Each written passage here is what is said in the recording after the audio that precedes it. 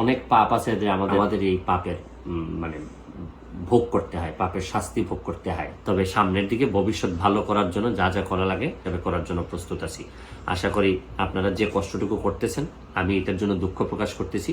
শুরু করিতেছি মহান আল্লাহর নামে, যিনি পরম করুণাময় এবং অত্যন্ত দয়ালু। আজকে 2-3 দিন ধরে আমি নিউ ইয়র্কে বসেও আমাদের এলাকা, বিশেষ করে মাধবপুর এবং সোনারঘাটে অনেক লোকজন ফেসবুকে লেখালেখি করতেছে। প্রথম বিষয়টা হচ্ছে গিয়ে যে অনেক পাপ আছে যে আমাদের বাচ্চা ছাড়া করার পর আমাদের এই পাপের মানে ভোগ করতে হয়, পাপের শাস্তি ভোগ করতে হয়। যাই হোক, এখন অতীতের কথা না বলে এটা দিয়ে শুরু করলাম আর কি। অতীতের কথা না বলে এখন বর্তমান অবস্থায় আসি।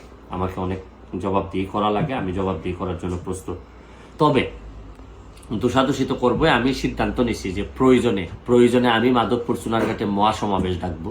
এই মহাসমাবেশের মধ্য দিয়ে আমি হবিগঞ্জের সব যারা আছেন তাদেরকে একত্রিত হওয়ার কথা বলবো।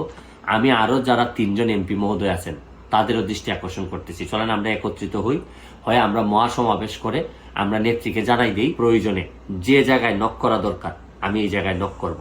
আমি জানি না যে আগে তো আমাদের এলাকায় মন্ত্রীও ছিলেন, তারা কি ব্যবস্থা নিলেন, কি করলেন, কেউ তো আর সব প্রশ্ন করে না। আমি এখন আর করতে চাই না। তবে সামনের দিকে ভবিষ্যৎ ভালো করার জন্য যা যা করা লাগে করার জন্য প্রস্তুত আছি। আশা করি আপনারা যে কষ্টটুকু করতেছেন এই কষ্টটুকু আমি এটার জন্য দুঃখ প্রকাশ করতেছি।